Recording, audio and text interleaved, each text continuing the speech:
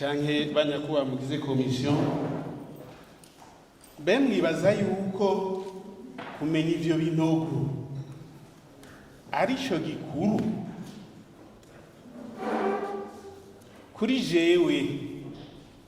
Igikuru ni kiriya babatumye ukuri kuvyabaye.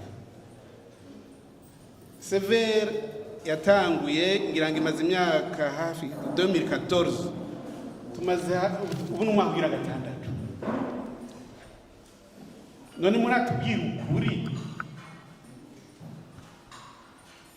wewe utubwira uti nimunyereke ibinogo kuki natwe twagutumye tuti tubwire abisha abo bantu bagiye mu binogo. Aha wewe nyene wanditse uti mu bibazo dufise harashobora kuba traumatisme, abantu barashobora guhahamuka nitwatangura kuzura ayo magufa y'abo bantu. Waruzi yuko ico tuma cyambere badahahamuka ari uko bomenye ukuri, banziriza kuri kwa kuri. Washaka uvuga uti mwitegeko hari uko tuzoshira kahari binogo, deja ivyo ufise ibinogo 2000 biramaze. Banza rero tubyiruka hama tugirane ikigongo.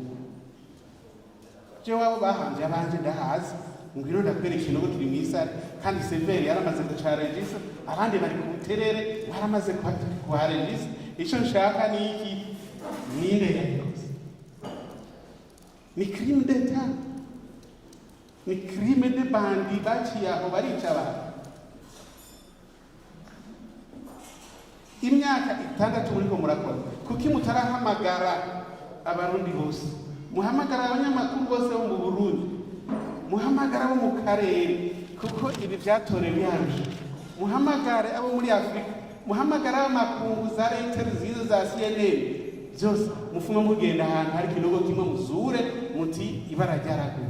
Iyi ni example, ariko ibintu uko byagenze nuku muvuga ukuri, mutange raporo muri Nations Unies. Wewe uri kuratubwira ngo uzura abantu bose bapfuye, mbe ikinogo gihambwe nk'abantu 700. Wewe ubuzorongo uburyo bwo gufata ADN yayo magufa yose na ADN y'abasigwa kugira ubahereze umwe wese umubiri wiwe. Bizokugora kuko iyo niyo uri kuraja muri iyo metodology. Rero icyo nagira nterere nuko ahubwo mwoja kuri chapitre ninde yakoze iki, hama Barundi barimenye batungane. Niba muzoshiraho ni justice ibiraba nuko biri muri CVR nyene mu itegeko ijeho muko mwavuze. Merci beaucoup.